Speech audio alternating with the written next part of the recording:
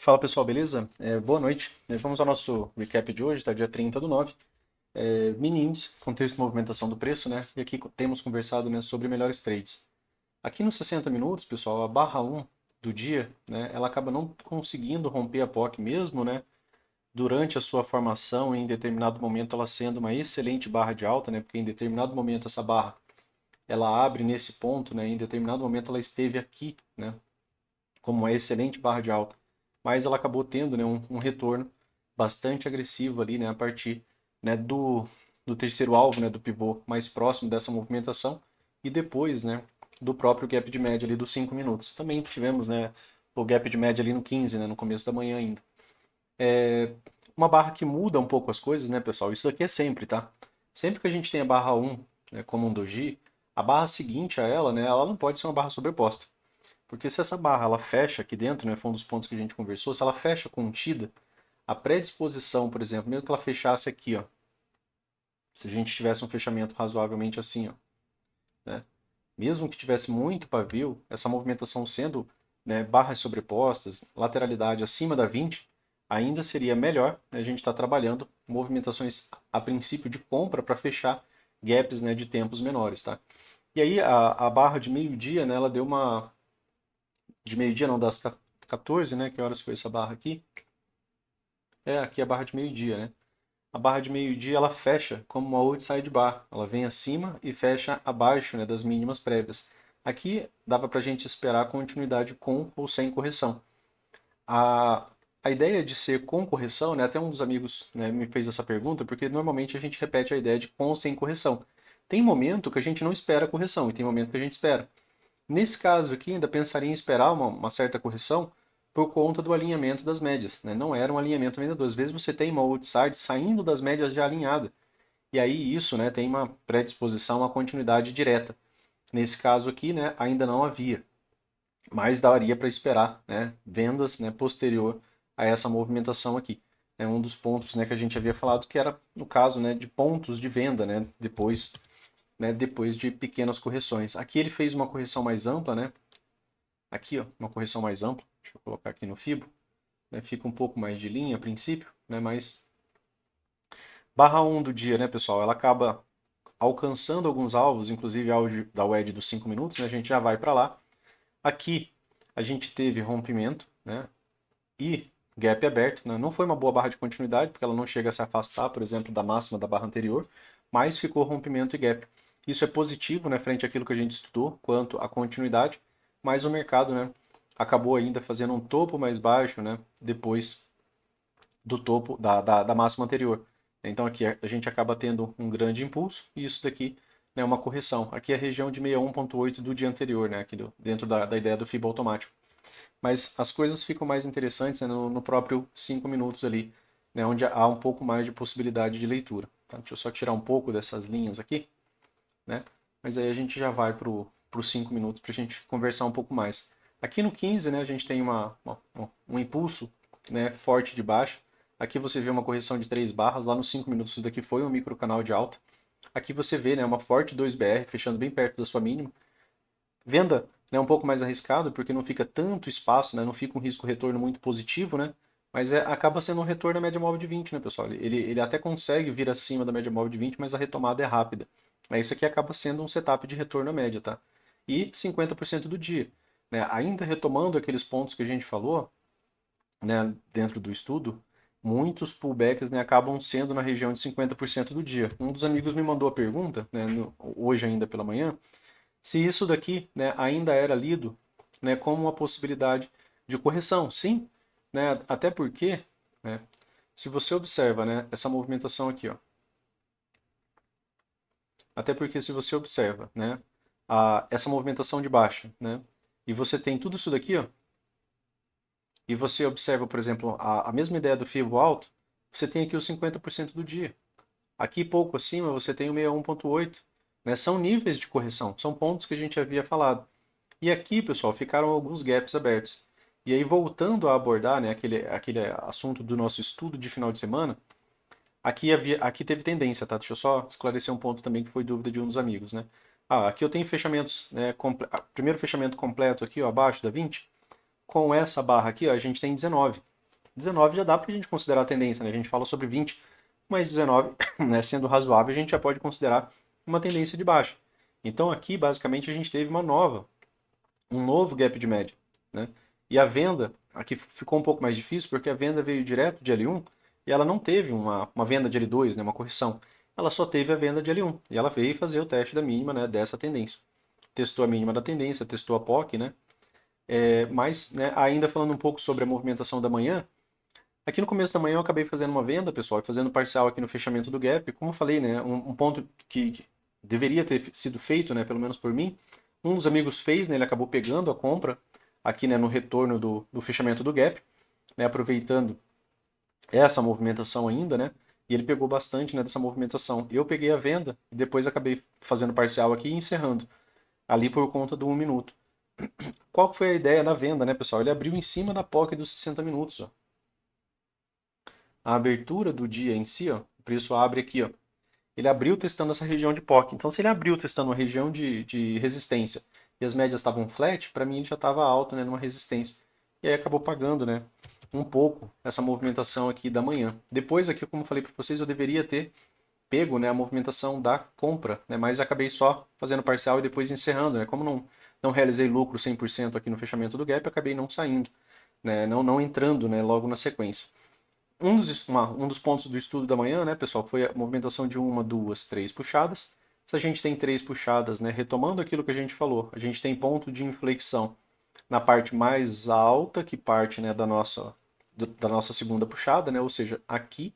Então, quando a gente teve essa retomada, eu até falei para vocês que eu encerrei essa venda, porque a ideia depois era comprar. Comprar para quê? Para pegar os alvos a princípio desse pivô, né? E ele acabou cumprindo, pessoal, muito rápido aquelas premissas, né, tanto as premissas de alvo quanto a premissa da própria ideia, né, de uma wedge. Qual que é a premissa de uma wedge? É um retorno ao topo de seu canal. Se aqui é a máxima da primeira puxada, aqui é o topo do canal. Então ele acabou já cumprindo e passando disso, né, de maneira muito rápida. Ele acabou fazendo isso de uma vez. Mais vezes essa movimentação ela acontece desse jeito. Ó. Ele retoma, faz um pullback e depois ele faz uma perna 2, aí cumprindo, né, aqui a máxima dessa movimentação e muitas vezes um movimento projetado desse pivô aqui. Quanto aos alvos, né, desse pivô, aqui foram muito rápidos também, né? Aqui é o primeiro alvo, depois aqui segundo alvo e depois aqui terceiro alvo, né? Aqui eu ainda acabei fazendo uma compra, né, que gerou um stop. Acabei fazendo essa compra aqui, ó, pensando na perna 2, né? Depois dele já ter cumprido, né, muita da movimentação e pensando também, né, nesse primeiro alvo aqui, ó, desse pivô maior, tá? Esse alvo aqui tá para ver que ele não foi alcançado, né? Travou ali na região de 61,8. Eu acabei melhorando, né, meu preço aqui, ó. Tive a possibilidade, né, pessoal, de sair no break-even aqui, não saí, acabei estopando essa movimentação aqui embaixo. Por que que eu acabei estopando essa movimentação aqui embaixo? Porque não estava tendo correção, né? Essa ausência de correção que o mercado deixou, né, ela começa a preocupar a gente, porque a primeira compra, a primeira retomada acaba sendo uma H1, né? Depois da outside. Aqui na outside, na verdade, podia ter encerrado o trade. Esperava uma correção, né, mas esperava que o mercado retomasse aqui a partir do primeiro fechamento abaixo, né, da VWAP, só que eu precisava, né, aqui de uma 2BR. E aí o mercado acabou não trazendo essa 2BR, né? O mercado aqui acabou não fazendo, né? 2BR precisaria de uma barra fechando aqui em cima para que ele viesse fazer pelo menos nova máxima e pagar o primeiro alvo, que estava pouca coisa aqui acima. Não veio, né, pessoal? E aí aqui finalmente a gente teve aqui, ó, uma movimentação mais esquemática, né, no fundo, e o mercado volta aqui, ó, da região de fundo duplo. Aqui posteriormente, né, a gente também pôde visualizar a possibilidade de uma wedge com fundo duplo. E aí a questão, né, de você observar, né, as máximas, né? Porque quando o mercado, né, retoma a máxima é quando você tem a possibilidade, né, de ter uma continuidade dessas movimentações. A questão é que aqui ele conseguiu, né, virar tendência, né? Então quando vira tendência você volta a ter o setup de gap de média. Aqui também teve, né, setup de gap de média, a gente tinha falado pela manhã, ó, depois que o mercado vem fazer fechamentos completos ali abaixo da 20, né? Basicamente a gente ficou ali a mais de 35 barras, 35 barras ali. Então os dois primeiros fechamentos completos aqui seriam gap de média. Então aqui a venda de L1 também, né, veio direto. Então esse gap de média pagou direto, esse segundo gap de média também pagou direto, né? E aí o mercado volta mais uma vez a ser tendência, tá? Bons trades aqui né, posterior. Eu acabei fazendo essa compra, né, aqui, depois acabei saindo aqui na média móvel de 20. Aqui, a princípio, esperava que o mercado retornasse pelo menos até os 50%. Por quê? Porque era uma possibilidade, né, de uma movimentação de 3 puxadas. Minha ideia era fazer parcial aqui. Se ele retomasse o ponto de inflexão, perna 1, perna 2, aí eu ficaria um pouco mais. Como ele volta para fazer um fundo duplo, né? Ainda tinha uma região de POC aqui como defesa. Ele volta, chega na média móvel, acabei saindo. Depois aqui encerrei a outra parte, né, desse trade. E aqui, né, acabei virando para venda, buscando, né, uma nova mínima, tá? Topos cada vez mais baixos, né? Falhou na 20. Aqui era uma L3, né? Aqui eu tenho L1, ó. Aqui eu tenho, ó, H1, L1, H2, L2. A venda de L2 não chegou a retomar a mínima, né? Travou ali na região da POC. H3, L3, né? Então aqui eu tenho uma venda de L3, ó, basicamente saindo da média móvel de 20. Então a ideia era que o mercado fizesse uma nova mínima e pagasse o alvo. Ele acabou não pagando. Aqui acabou saindo, né, o final da segunda parcial. Isso aqui é uma boa 2BR, né, vindo de nova mínima, vindo de um mercado onde não está tendo superação de nova mínima, não está tendo rompimento. Então ele está descendo, mas ele está descendo com certa dificuldade. Então muitas vezes não compensa você ficar, mesmo que você já tenha feito parcial. Aqui teve um impulso de alta bom, né, pessoal? Geralmente, quando a gente tem um impulso de alta, a gente espera a perna 1 e normalmente a gente espera a perna 2. A questão é que esse impulso de alta veio depois de uma tendência de baixa. Então, aqui a gente teve gap de média e a venda de L1. E aí retomou mais uma vez a tendência de baixa. Aqui ao final do dia, né, a gente volta. Se a gente volta a usar o contador de candles, ó, só de fechamentos aqui abaixo da 20, você já tem 25. Aqui ele tenta retomar, acaba não conseguindo, não chega a ser gap de média. E aí aqui, já no finalzinho da tarde, mais uma vez um outro gap de média. Por quê? Porque aqui, a partir desse ponto, passou a ser tendência mais uma vez. E aí você teve uma outra venda de gap de média e mais uma vez pagou, né, um teste da mínima da tendência. Hoje, né, foi um exemplo em que o gap de média, né, acabou sendo, né, um setup que deu certo, né, e que pagou, né, o teste da mínima da tendência em todas as vezes. Ele também tinha sido tendência aqui no 15, né, sendo razoável, ó, a partir de fechamentos aqui, né, completos, né, abaixo da média móvel de 20. Né? Então aqui, ó, depois que o mercado volta, faz o pullback, mesmo que eu visualizasse só fechamentos realmente aqui abaixo, a gente já tinha também, né, uma tendência aqui no 15 minutos. Opa, peraí pessoal, que a gente está falando aqui do dia anterior. Ó. Tá aqui, ó, fechamento completo aqui abaixo da 20. Né, aqui visualizando, a gente tinha 18, né, na verdade, foi o que a gente falou pela manhã. Também um pensamento razoável, né, não era 20 barras, mas era, né, uma certa tendência. Então, de certa forma, a gente teve, né, um gap de média no 5 e no 15, e os dois, né, levaram a um teste da mínima da tendência. Aqui eu ainda estava pensando em compra porque o gap de média ele é um setup para retomada, né, para lateralidade, uma lateralidade mais ampla. Só que a estrutura aqui, né, prevaleceu, né, com uma boa estrutura de baixa. E aqui uma correção de 50% do dia, uma correção comum, tá?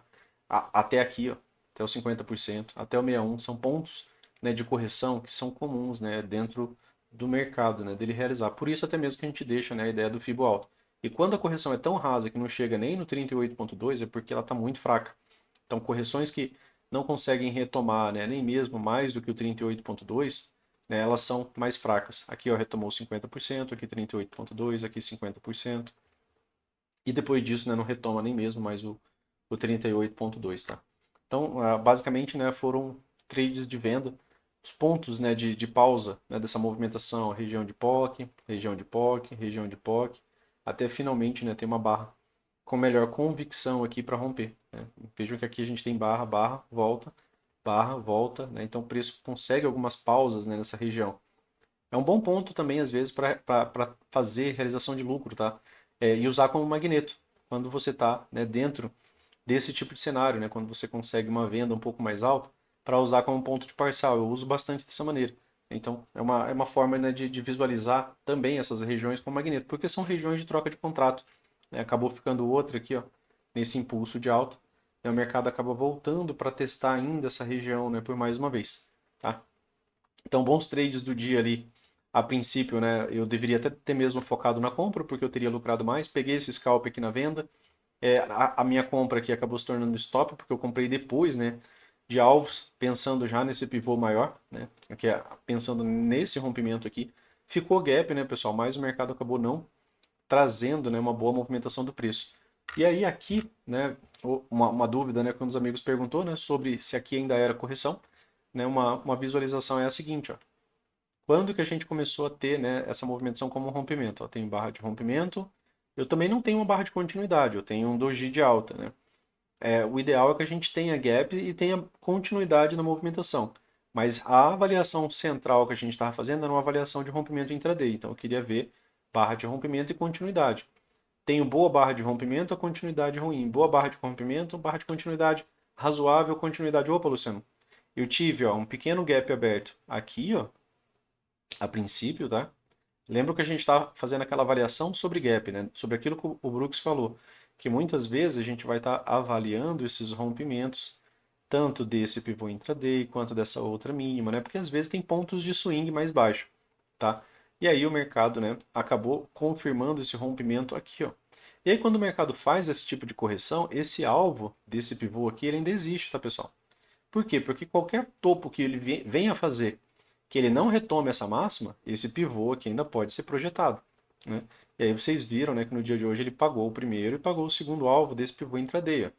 E a gente fala que o intraday, né, acaba sendo o nosso mais importante, porque é ele, né, quem está mais próximo das nossas barras, das últimas 20 barras, né, dentro dessa ideia de premissa que o Brooks traz, né, que as últimas barras são as mais importantes. E aí o mercado deu uma travada aqui na região do primeiro alvo, ou seja, teve uma certa realização de lucro ali, né, você vê uma pequena lateralidade, e depois, né, mais para o final da tarde, né, o mercado veio alcançar aqui ó, o segundo alvo, tá, desse pivô aqui intraday. Se você quisesse, você ainda poderia ter feito, né, a projeção desse pivô, assim você teria, né, basicamente, uma confluência, né, de alvos. Esse rompimento aqui ele também demorou pra caramba para ser confirmado, né, porque se a gente pensa na ideia de rompimento da região que precisa, né, ter um gap aberto, né, se você basicamente traça uma linha e fortalece ela aqui, ó, você vê que a ideia de gap, né, ela demorou pra caramba para realmente se concretizar. E quando, né, na verdade, se concretizou, ele praticamente já atingiu o alvo desse pivô, né? Acabou vindo muito rápido, porque não era um pivô tão amplo, né? Beleza? Então, para o estudo de hoje era isso, pessoal. Valeu, né? Até amanhã. Qualquer dúvida, deixem por aí que aí a gente tenta responder. Valeu, um forte abraço para vocês aí e até mais.